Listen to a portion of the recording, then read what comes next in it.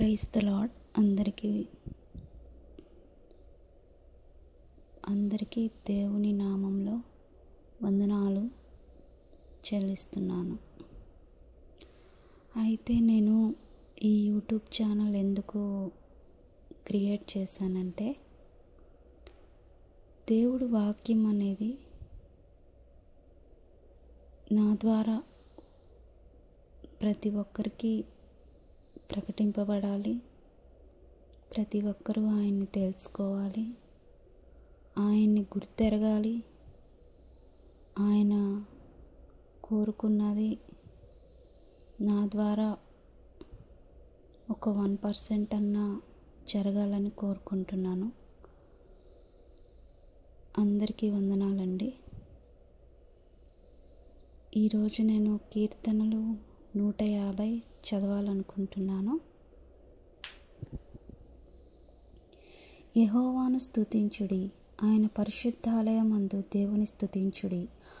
ఆయన బలము ప్రసిద్ధి చేయ ఆకాశ విశాలమందు ఆయనను స్తుతించుడి. ఆయన పరాక్రమ కార్యమును బట్టి ఆయన స్తుతించుడి. ఆయన మహాప్రభావమును బట్టి ఆయనను స్తుతించుడి. బూరధ్వనితో ఆయనను స్తుతించుడి. స్వరమండలములతో సితారతోనూ ఆయనను స్తుతించుడి. తంబురతోనూ నాట్యముతోనూ ఆయన స్తుతించుడి. తంతి వాయిద్యములతోనూ పిల్లన గ్రోవితోనూ ఆయనను స్తుతించుడి. మ్రోగు తాళములతోనూ ఆయనను స్తుతించుడి. గంభీర ధ్వనిగల తాళములతో ఆయనను స్తుతించుడి. సకల ప్రాణులు యెహోవాను స్తుతించుదురు గాక. యెహోవాను స్తుతించుడి. అవునండి, ఈ వాక్యం ద్వారా మనము ఏం నేర్చుకోవాలంటే, దేవుని స్తుతించడం. మనం ఎక్కడున్నా, ఎలాగున్నా, ఎటువంటి పరిస్థితుల్లో ఉన్నా దేవుణ్ణి విడిచిపెట్టకుండా ప్రతిరోజు దేవుణ్ణి స్తుతించాలండి. ఎందుకంటే దేవుడు మన స్థితిగతుల్ని మార్చాలంటే ఆయన్ని స్తుతిస్తే మన స్థితి మారిద్దండి. దయచేసి ప్రతి ఒక్కరూ ఆయన్ని స్తుతించండి. దేవుడు కార్యాలు చేయట్లేదని, దేవుడు నా ప్రార్థన వినట్లేదని, దేవుడు నన్ను మర్చిపోయాడేమో అని అనుకోవద్దు. ఎందుకంటే తల్లి మర్చినా నేను నిన్ను మరువను అని ఆయన వాక్యాల ద్వారా మాట్లాడుతున్నాడు. ప్రతి ఒక్కరూ నాయన, అందరినీ దేవుడు ప్రేమిస్తాడు.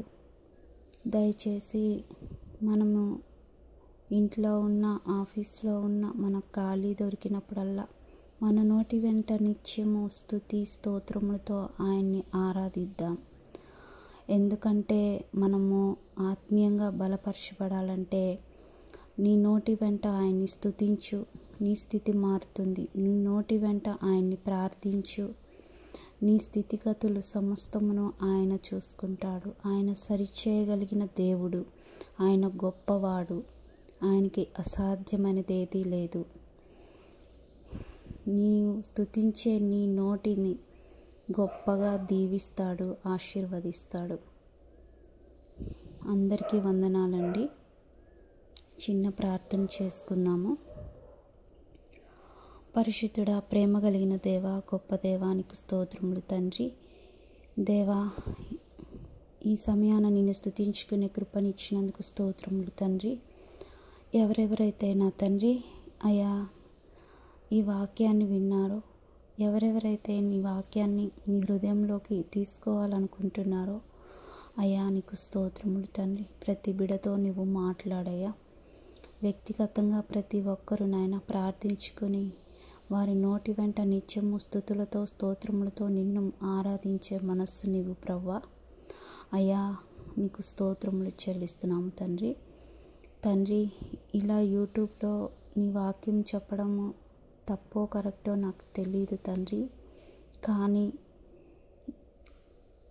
నాకు అయితే ప్రేరేపణ వచ్చింది ప్రవ్వా. ఎందుకంటే నాయన, ఈ రోజుల్లో ఎంతోమంది నాయన ఈ సెల్ ఫోన్లు వాడుచుండగా, నీ వాక్యాలు కూడా చదువుచుండగా తండ్రి నీకు స్తోత్రములు నాయన.